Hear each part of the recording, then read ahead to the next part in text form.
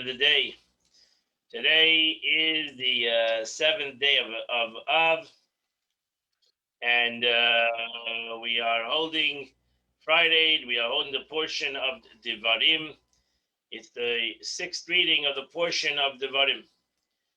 We're holding on chapter 2, verse number 31 in the book of Devarim. Yeh Hashem Elai, and God said to me, Rei hachilesi teis lefanecha. Behold, I began to deliver Sichain, besides Sichain, the king Sichain's land, before you. Hachal Rosh Lareshes, as I say, begin to drive him out, and may you inherit his land. The Rashi says, Hachilesi teis lefanecha. God forced down the guardian of Eden of the Amorites from above, beneath Moshe's feet. Hachilesi teis lefanecha. I put them before your feet. And he made him tread on his neck. Because in essence, this is a Kabbalistic concept, Rashi says, that every nation has a malach, has an angel that directs it, that gives it its life force, that gives it its power. Every nation. So when a nation falls before the Jewish nation, first God has to bring down the malach, so to say, the angel, the life force that gives it its existence, to put it under the hands of Moshe Rabbeinu, so that they would ultimately win the war. And Sicha went out before us. Hu v'chalama, him and his entire nation. They went out to war. She says he did not send Og to assist him. This teaches us that they did not require each other's assistance. They had the power in themselves. God gave it to them before us. And we smote him, and Banav and his children, and Skalah made an entire nation. She says, as Banav benoiksiv, it's actually written in a singular form. For Sichon had a son who was as mighty as he. These are extremely mighty people. But nevertheless, God put him in the hands of the Jewish nation. And we conquered the entire cities.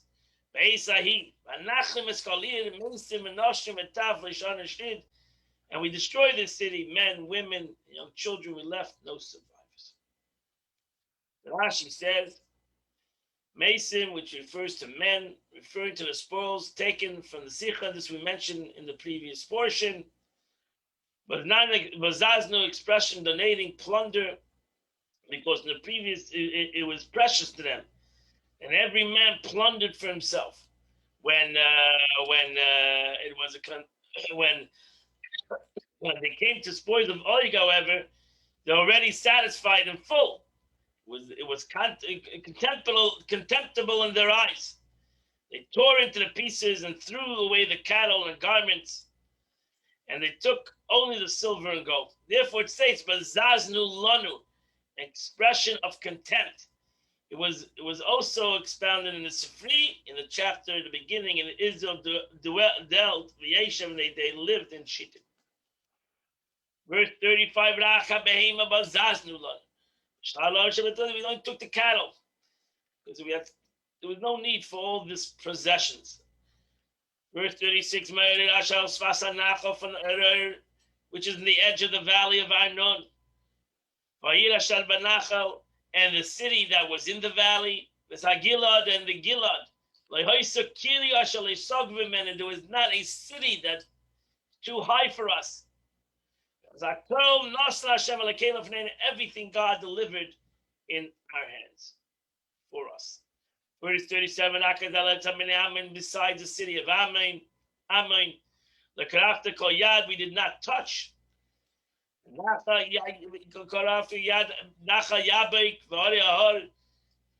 For the cities of the hills and the countries, whatever God has commanded us. Rashi says all the sides of the river of Yabik means all the areas besides the brook of Yabik. Whatever God told us not to conquer, we left alone. Esav and Ammon, etc. And we continued our journey. We went up to the Bashan. And Og vayetze Og melech HaBashan. And Og went out against us. Og was a giant, the king of Bashan. Who v'chol amay, him and his entire nation, v'amachama came out to us to war in Edrei.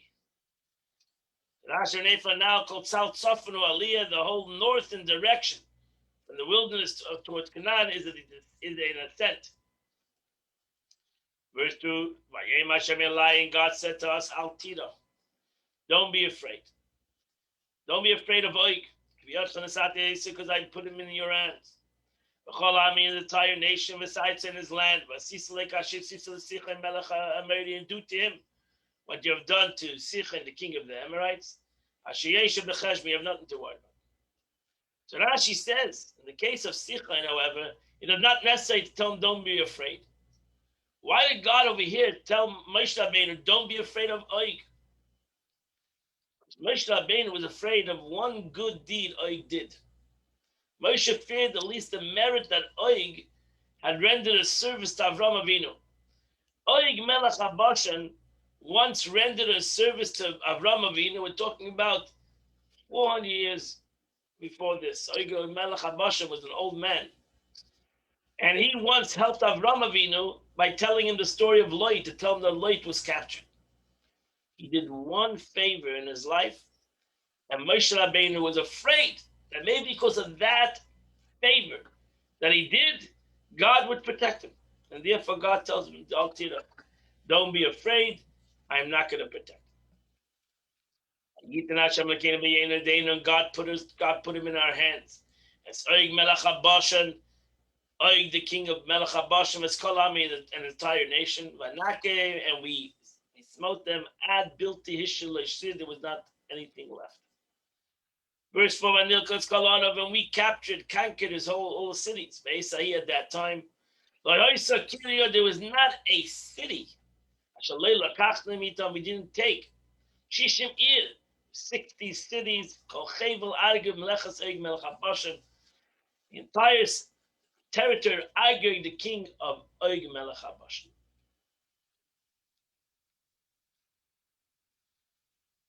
Verse number 5. All these cities, all these 60 cities were fortified with high walls, double doors, and bolts. In addition, besides a great many unwalled cities.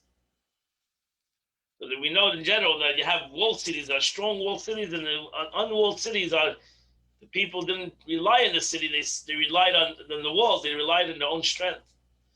So these were powerful nations. Og Melech HaBashan and Sichon were powerful cities, powerful nations.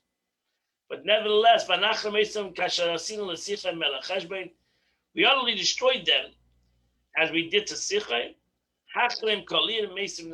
We destroyed them totally, everything, men, women, and children.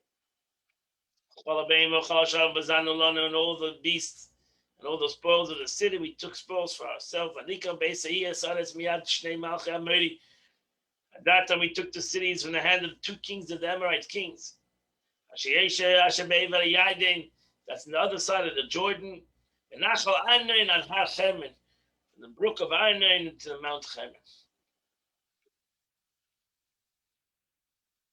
Verse 9. The Sidonites called Hermon Syrian. And the Amorites called it Shnir. She says, but another passage states until Mount Sichon, which is Hermon. So we see that it had 4 names: Hermon, Sirion, Senir, and Sion. Why is necessary for all of them to be written? To exalt, to praise the land of Israel. That there were 4 kingdoms priding themselves in it. One saying, it shall be called by my name. Another saying that it should be called by my name. Everybody wanted part of that land. Schnee, this means snow in German and in Slavish. Verse 10, Kalani Mishar, all the cities and the plains, V'chola Gilad, and the entire Gilad, V'chola Bashan, and the entire Bashan at Salcha till Salcha. Edrei, Ari Malchi, Og Melech, Og Bashan, these were all the cities, the kingdom of Og in Bashan. Og was the leftover remnants of the giants, Rephaim. His bedstead is a bedstead of iron.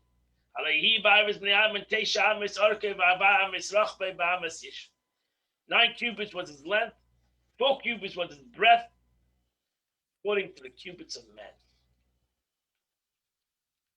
Now we know that this is interesting. That you'll see in a moment, because this is 9 cubits. 9 cubits is 18 feet. But we know Og Melech Bashan was much taller than 18 feet. Says Moshe Rabbeinu was 10 amos, was like 18 feet, and he jumped. He had a stick that was 10 amos with 18 feet, and he jumped 18 feet, and he hit the ankle of Og. So Og Melech Bashan was taller than that, and that's why Rashi, you'll soon see that Rashi. So Rashi says he was the leftover remnants of the giants, because Amraphel, in the story in Genesis, already killed all the giants, killed Ashkenazim, and he and Og escaped the battle, and the fugitive came, and this is Og. So Og was a fugitive, ultimately became a king in Bashan. Amas Ish, I said, according to the cubit of Og, from the elbow to the end of his finger.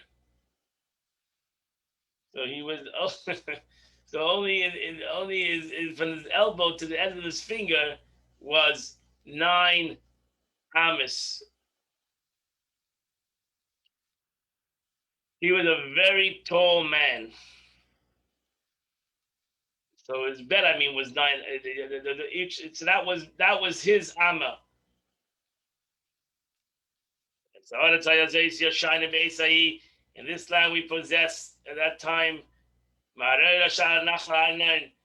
the brook of Arnon, and half of the mount of Gilad. These are the lands that were given to Ruvain and to God. That says the one mentioned above, the brook of Arnon to Mount Hermon. Mount Hermon is a famous mountain. It's in the that's the same mountains, the mountains of Israel. Snows in that mountain. A lot of skiing there in the winter. This is one that connects with the beginning of the verse, but it's also a conclusion. Namely, I gave to Reuven and to God regarding the possession. However, it was from the brook of Arnon to Mount Hermon. Verse 13, Gilad, and the rest of the Gilad, Bashan, and all of the Bashan, which is the kingdom of Og, I gave that to the half of the tribe of Manasseh.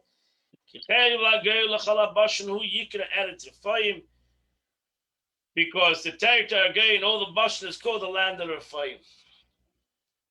And that I gave to Abraham. Verse 14, I gave Yair the son of Manasseh took the territory of I gave all the boundaries of the Geshuri and the Makasi. And he called them even Bashan after his own name until this day. That concludes the Chumash of the day. Now we go to the Tanya of the day. We are holding in the Geras HaKodesh, and we are holding the 3rd chapter of the third letter that the Alter Rebbe wrote. All these letters, as the Yom says today, was not exactly, they don't go, these letters, there's no dates to them. And the Rebbe writes today in the Yom, some of these letters were 10 years apart. So this is brought together by the Alter Rebbe's children who put into the Tanya selected letters of the Alter Rebbe There's no dates to them, as I said, and they're not going into exactly one letter written after the other letter. They had their reasonings of why they put it into the Tanya. The Alter Rebbe, the third letter, talks about the power of tzedakah. Yal b'tzedakah shirayin, and he garbed himself with tzedakah, tzedakah's charity, with a coat of mail, and a helmet of salvation upon his head. So, the verse, in fact, speaks about God's promise, action in defense of his people. Nevertheless, the deeds of the Jews that mirror God's deeds serves as a vessel which can receive, or it means which can bring about God's reciprocal action. Hence, when Jews act righteous and charitable manner, the spirit of the term tzedakah, such conduct calls forth divine activity on their behalf. In particular, a Jew's divine service that resembles God's own act of tzedakah, charity, contains within it protective coat of mail from his body, and the helmet it's like a shield upon it, and helmet salvation for his head. So a coat that they used to wear to protect themselves, the armor, it was like made out of pieces of metal that were one on top of the other. So our sages speak on this verse,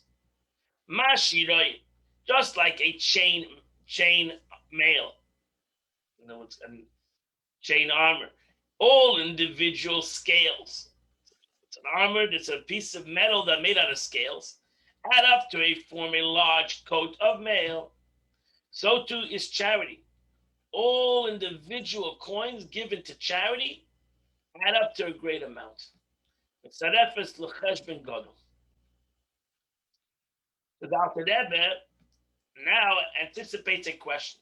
What is gained by this analogy? Surely just as obvious, all individual coins given to charity add up to a great amount. You don't know that. Everybody knows.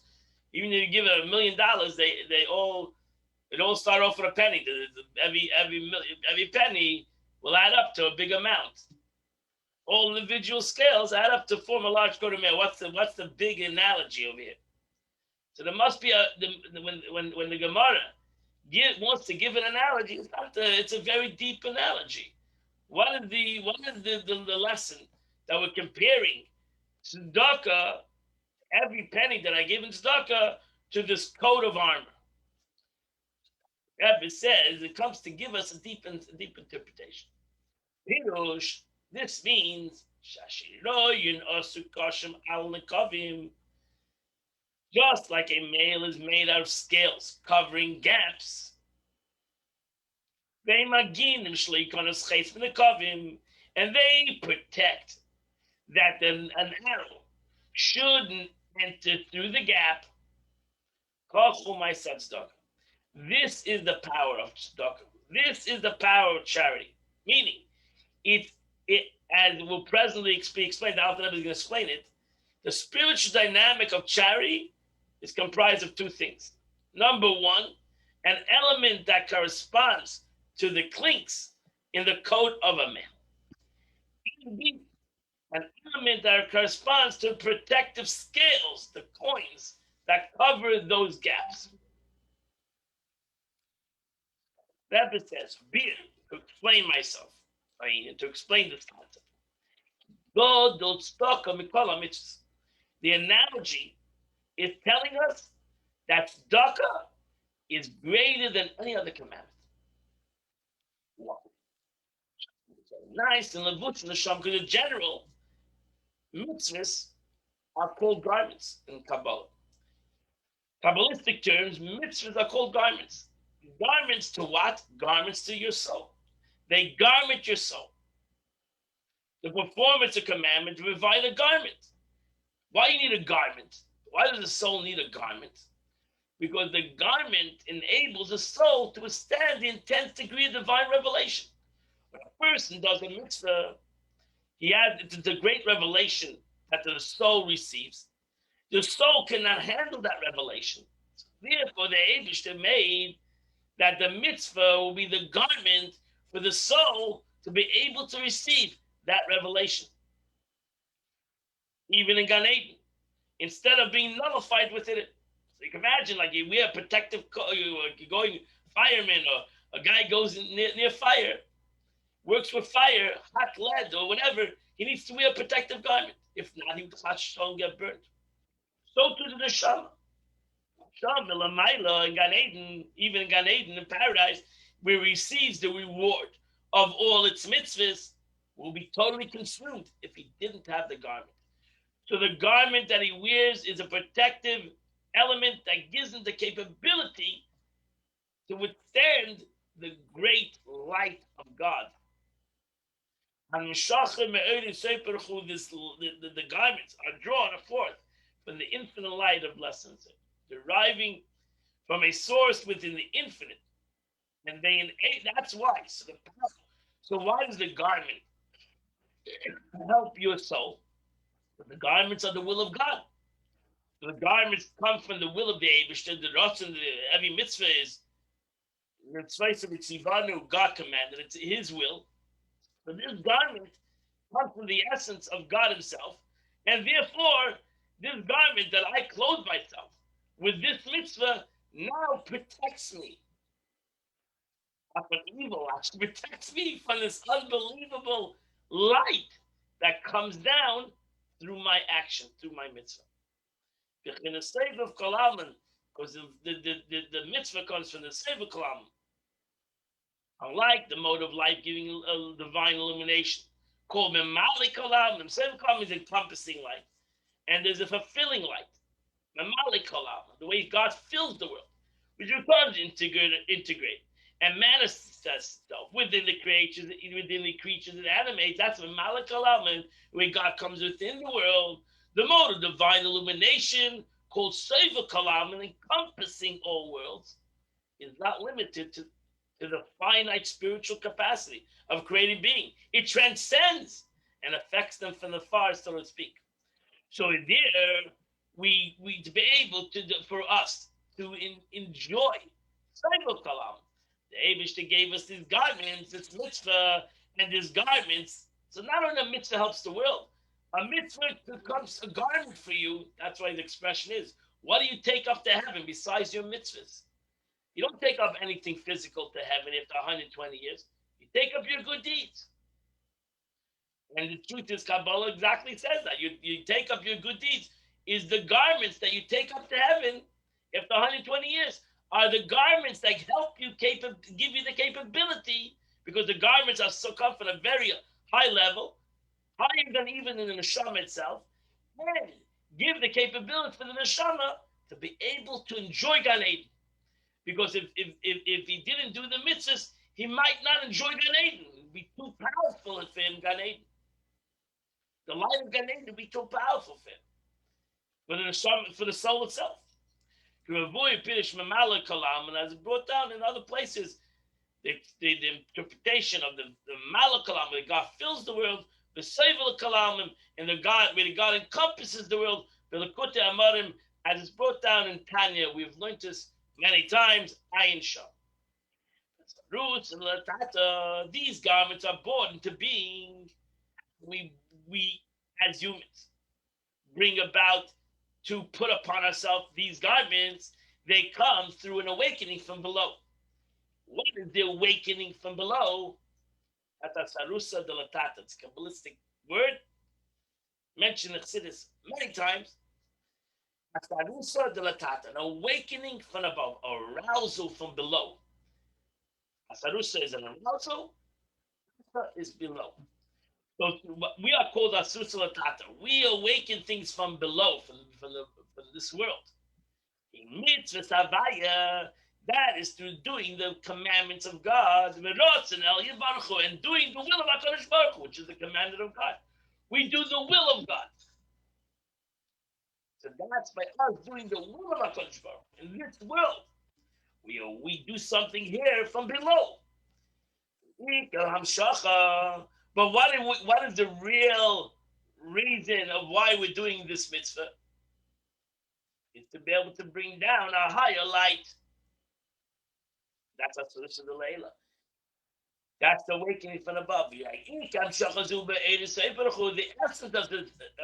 this this descent, the bringing down, is the infinite Ein Sof light, is a garment and encompassing light of the 10 spheres from the world of Atzilus, the highest world, and world of emanation, to the world of creation, to the world of formation, to the world of action. Which involves the cause to cause, from rung to rung. And the Krois b'shem Memalek Halalman, these spheres which refer to Memalek Halalman, because the way God fills in the world of Atzilus comes down to the world of creation, then it comes down to the world of formation, and it comes down ultimately to the world of action. So take the infinite light of God. That's the whole concept of Seder Shtalshlus. That's that word, Hamishtalshlus. That's the Seder Shtalshlus. The aspect of the way cause and effect, or Ila le'ila, Ila va'alul, from a chain effect, from one rung to the other rung, from the upper rung to the lower rung, from level to level. Now, the Rebbe now answers the following question: since the Spirit himself, a divinity of the four worlds, why did it need the infinite light as a garment? So why do we need to have if there's a mamalakalam, if there's a light that has the capability to come within the world, why do we need a garment from the world of Seviv Kalam? Why do we need a garment from the world of the encompassing light if we can have the light that comes within the world? So if we have Seder Shtalshlus, in essence, Kabbalah explained there are two lights. There's a light that comes through Seder Shtalshlus. There's a light that comes through the descent from level to level. And that light, like the transformers, so it comes from a major source, and then it goes through one transformer. It has that capability, now it needs to come lower. So it comes to a lower transformer. And it goes from level to level, and Kabbalah has 4 levels, 4 worlds. So if you have that light, why do we need to have something that's higher than that? Why do we need to have a light which is stable calm? It doesn't come through the Staustus, doesn't come through the descent from level to level, but it's an encompassing light. But that's what's called stable calm. It's encompassing from above. So why do we need that? What is the importance of that light? And that's what we call the garment. The garments come from stable calm. They protect us from all around them. A garment is exactly why it's called seivim. Garment surrounds you. You don't eat the garment. You have a Torah that you eat.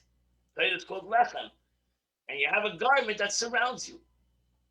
That's why the Torah is called the wisdom of God, because you actually can consume it. You're supposed to learn it. And the mitzvah surrounds you. It's called the Ratzon of the will of God. But the mitzvah surrounds you. So the mitzvah is called a garment. The mitzvah comes from the will of HaKadosh Baruch Hu. It's higher even than the Chachma in a way. So it's an encompassing light. It's around like a house. There's also something that surrounds you. That's why in Kabbalah you have Makir HaKodev. You have something that surrounds you, that's close to you, your clothes, because it's supposed to fit you. And then you have the house. It's called a Makir HaRachik. It surrounds you from a distance. So it surrounds you. You have to feel comfortable in your house. So you should feel comfortable in your house.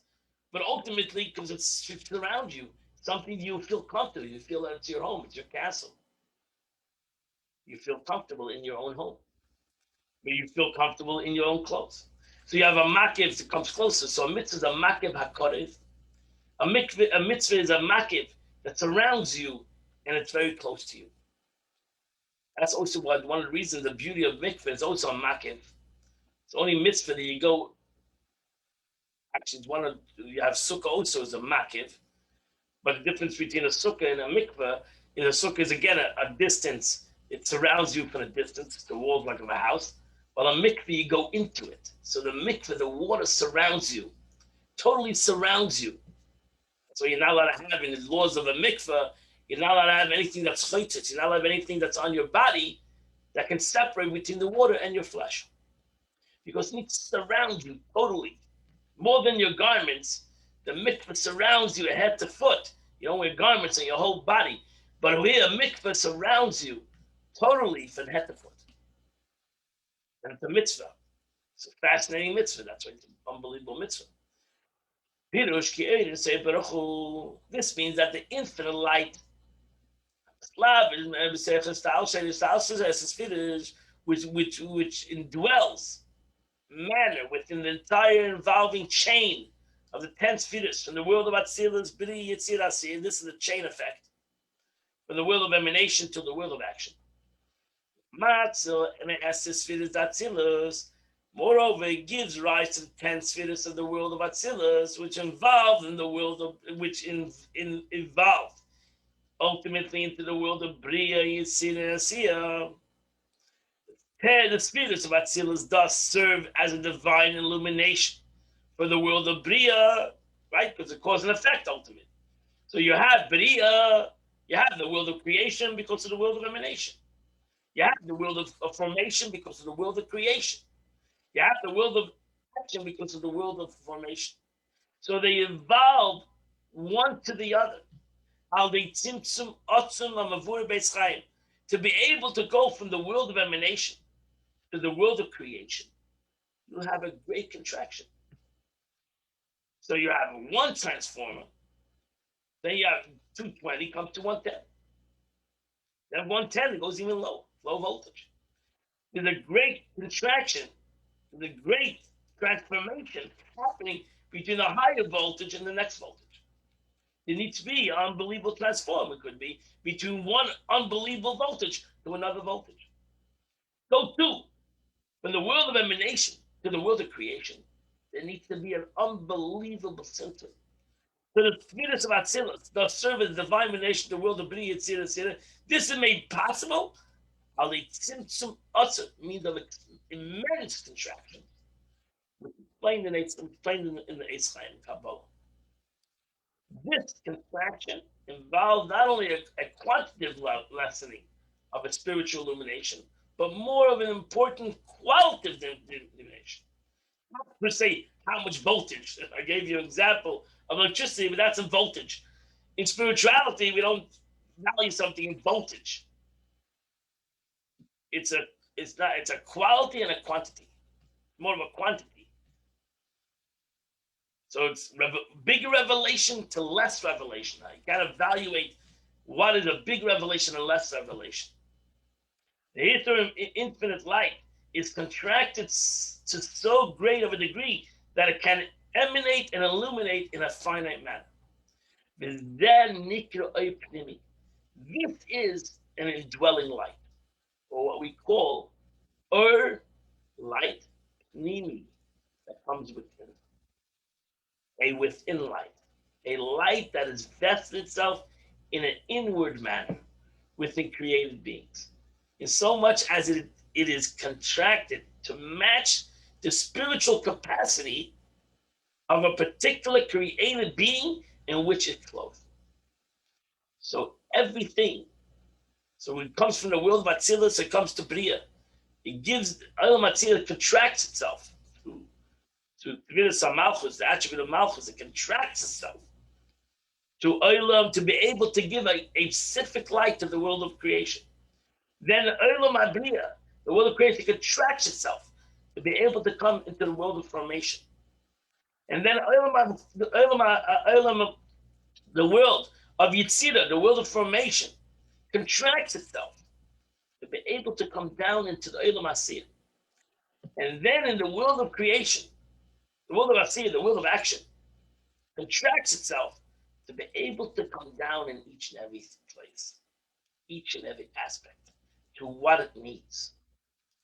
So a rock gets its energy, and a plant gets its energy, and animals get their energy, and humans get their energy. That's the way it comes in a pnimi, in a short Very condensed issue explanation. That's the way we say the Stalschluss. That's the way we go from Oil Ein Sof, a light. So the light never changes. It just through Tzimtzum. So that's why we learn of Chassidus. There's never a Tzimtzum by the light. There's no contraction in the light. It's because of the lower level that we have a contraction. Light never changes. The light itself. Oil and Sof never changes.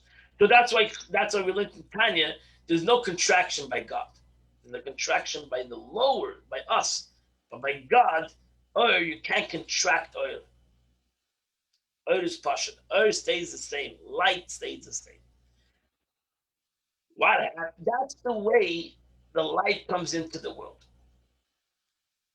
By day came a mitzvah, but when a Jew does a mitzvah, when I do a mitzvah, when I give tzedakah, I do the will of God. I jump this whole thing. Nimshach makiv. So Kabbalah says when I do a mitzvah, I don't bring down only an pnimi, an inner light. I bring down an encompassing light. And I bring down this light also through the four worlds. I bring down this light, this makiv, this encompassing light that can't even come into the world of emanation in an inner, just an encompassing light that comes to the world of emanation, to the world of creation, to the world of formation, to the world of action, and it closes me. And in 1 second, this happens very quickly. In 1 second, I do the mitzvah, I take the coin, I put it into charity, I bring about an action that brings about this light, whether I see it or not. I bring down this revelation that's above. It's above a revelation of inner revelation. It's a makiv. It's an encompassing light, and that's why it's called the garment. Because I garment myself. I put upon myself a garment. And this light shines in the world of Atzilus, ultimately in the world of Bria, Yitzir Asir, and thereby united with the Pnimi, with the inner light. So that's when the Pnimi, every mitzvah also brings down an inner light. And that's why every mitzvah has its time and every mitzvah has its amount, even tzedakah. There's an amount. Of course, it needs to be an Pnimi. There's an inner light that needs to fit the mitzvah. So I put on tefillin. Let's put on tefillin. Does daven. There's a time. Shabbos even. There's a time. It starts tonight and it goes to tomorrow night. 24 hours, 25 hours. I can add to it. I cannot add to it 5 days. I can add to it a couple of hours. But that's it. There's a time. Because Shabbos is an pnimi also. But it's also a mitzvah. And Shabbos I bring down, not only do I do a pnimi, I bring down an makiv. Because I did a mitzvah, the will of HaKadosh Baruch Hu, which is an encompassing light. So when this occurs, the infinite transcendent makiv permeates and dwells the indwelling light, pnimi, of Seder Shtalshus. That's a unite. That's again, Yud K, the infinite. That's why Shem Yichud Kutsha B'Yichud Shenta. We learned this in Tanya already. That when I do a mitzvah, I bring the unity between Yud K Vavke, the tetragram, which is Seivokam. It's a light that's infinite. Ushinte, and the way God comes into the world, Pnimi, I unite these two lights together, these two energies together as one. The self-obscuring chain-like descent and of divine force through which increasingly material world comes into being. V'nikra yichud, v'nikra, and this is referred to, what I just said, yichud kutshabrichu, the unification of the Holy One, blessed be He. Effet holy kodesh signifies His separation from the world, Seivah Kol, hence the level of Seivah Kol, the encompassing light. Ushchinte, and the Shechina, which means a Shechina, it comes from the word Sheichen, which is rested, like the Mishkan. V'shachanti, I will rest in your midst. So that's the pnimi, that's the inner light. The indwelling light, which is also called, which is so called because divine presence descends and dwells. Shoichin, that's the root word of shrinte. Shechina, the root word is shoichin, which means to rest or to dwell. Dwell, that would be shoichin, means to dwell within the created world, as explained elsewhere. But altogether explained in another context, the performance of mitzvah results in the union of the Holy One, blessed be He, with the Shekhinah. This is why l'shem yichud, for the sake of the union, the Holy One, blessed be the Shekhinah, before we perform a mitzvah. Chabad, we say it in the beginning of our davening. This statement, l'shem yichud, I'm doing it for the sake of the unity of God, the way God is above the world, or Shechinte, the way God comes within the world. For it is they that fuses the light of Sefer Kalam, the encompassing light, known as the Holy One, blessed be He, within the light of Amalek Kalam, which is known as the Shekhinah. Thus, the main radiance of the divine light draws down through the performance of commandments, is affected within the evolution of the spirits of the four worlds. And the automated Sefer Makiv, and for the reflection of the above mentioned encompassing light, how they tzimtzum rav means a powerful contraction, not to becomes a garment.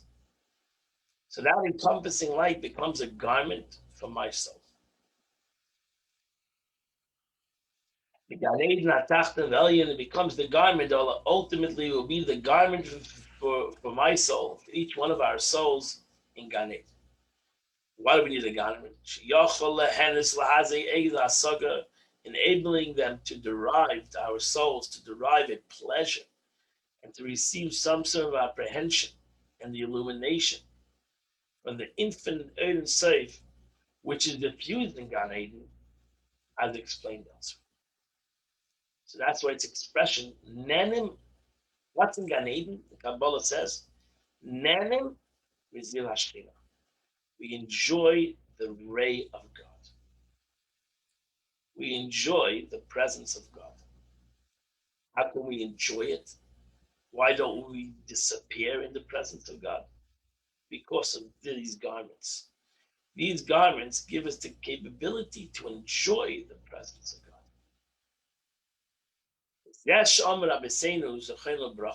And therefore, our sages said, the real reward of every mitzvah, is not in this world.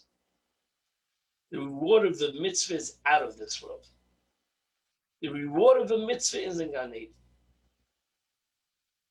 That's the real reward.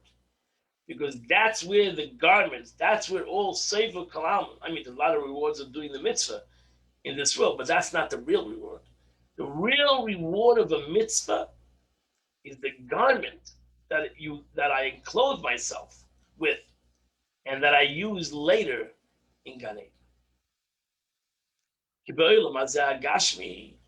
Because ultimately in this world, which is physical, and has such limitations, with Tzimtzum Rav, and is such a great contraction, very much, because we're the physical world, but you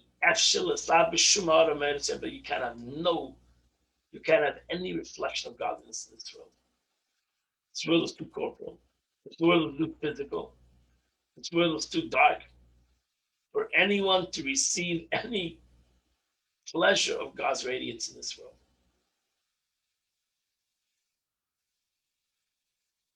The only way you can receive it is through so many contractions. Many contractions. And ultimately, you do receive, but you don't feel it. Your neshama feels it. The Rebbe will soon explain that just like the body, just as the body and the soul are incomparable, so too the spirit is infinitely distant from the light of Ein Sof. As a reward for performing the commandments, one is able to draw down the infinite degree of light. This light cannot possibly descend in this world, which is bonded, which is bounded. Thus, in this world, there's no reward for the fulfillment of the commandments. No such revelation can possibly be clothed in this world. For whatever illumination it clothed itself in this world derives merely from the level of 10 spheres. And we want to receive our reward from Oid Ein Sof, not from the 10 spherot that are limited in themselves. We need to receive our reward from Oid Ein Sof, but from the Eibush himself. Thus, for example, Chesed Dari Yamina, the sphere of Chesed, the attribute of Chesed, kindness, is called the supernal light arm, right arm. Gevura is called the left arm. Why do we give it these names? The right arm, the left arm. Because that's like the arm. There's no comparison between even the right arm and the left arm to my soul. So too, there's no comparison between the spheres of God, which we compare it to the right arm, and the left arm to the essence of God. There's no comparison, even the 10 spheres of the world of emanation, the comparison to the supreme emanator, which is God. So therefore, there's no comparison. And therefore, the reward to give it only through Yitzfiris Tatzilis, that would not be a true reward. It needs to come, ultimately, the reward from the essence of HaKadosh Baruch Hu, because we did the will of God. Because even the revelation of Ein Sof in the supreme Chachma, wisdom, which is the highest level of all the spheres, which is the first sphere in the plane of the material action, is on the plane of material action. So even Chachma of the world of Atzilus, even wisdom in the world of Atzilus, which is the highest world and the highest level within that world, is nothing. It's like physicality to infinity. The Moish is Bible as I explained in the Kutem.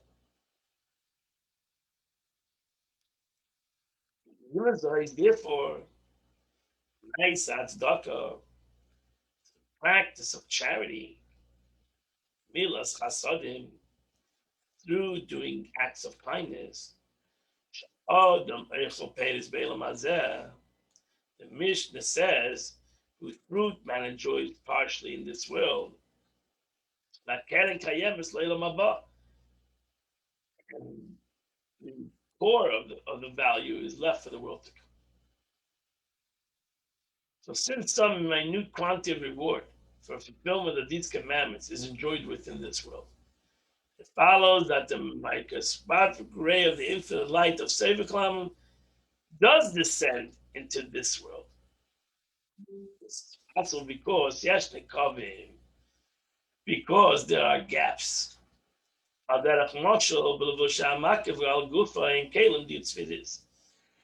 There appears, metaphorically speaking, a gap in the supernal garment that envelopes the body, which the vessels are, which is the vessels of the 10 sfirot. Through these gaps, light and abundance are radiated and diffused. So that from the spheres of Chesed, which is the right arm, they result in longevity in this world. From the left arm, from the spheres of Buddha, we have wealth and honor. Tiferes, likewise, from beauty. Comes from beauty. Majesty and splendor and gladness. So we will receive a little bit from whatever chesed the Elisha shows us in this world from our good deeds. However, in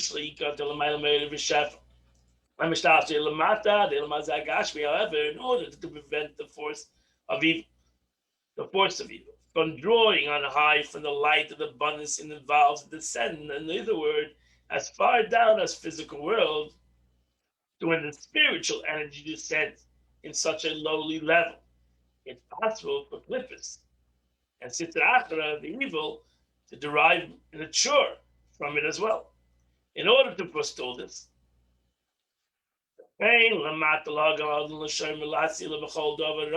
likewise here below, in order to shield a man and to guard him and save him from all physical and spiritual harm, which could convincingly result if the clip and Sitra were to derive nurture from its source.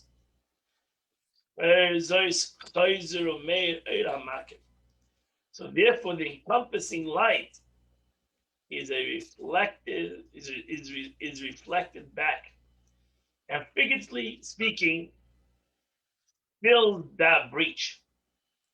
So that's the encompassing light. The encompassing light protects the person. So the inner light gives the person all the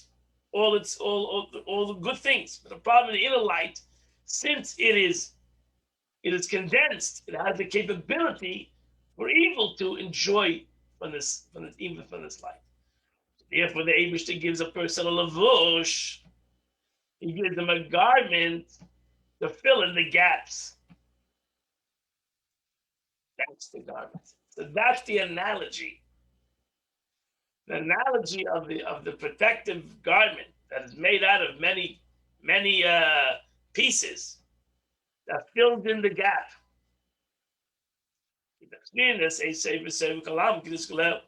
For this encompassing light belongs to the category infinitely of Segal Kalam as mentioned above.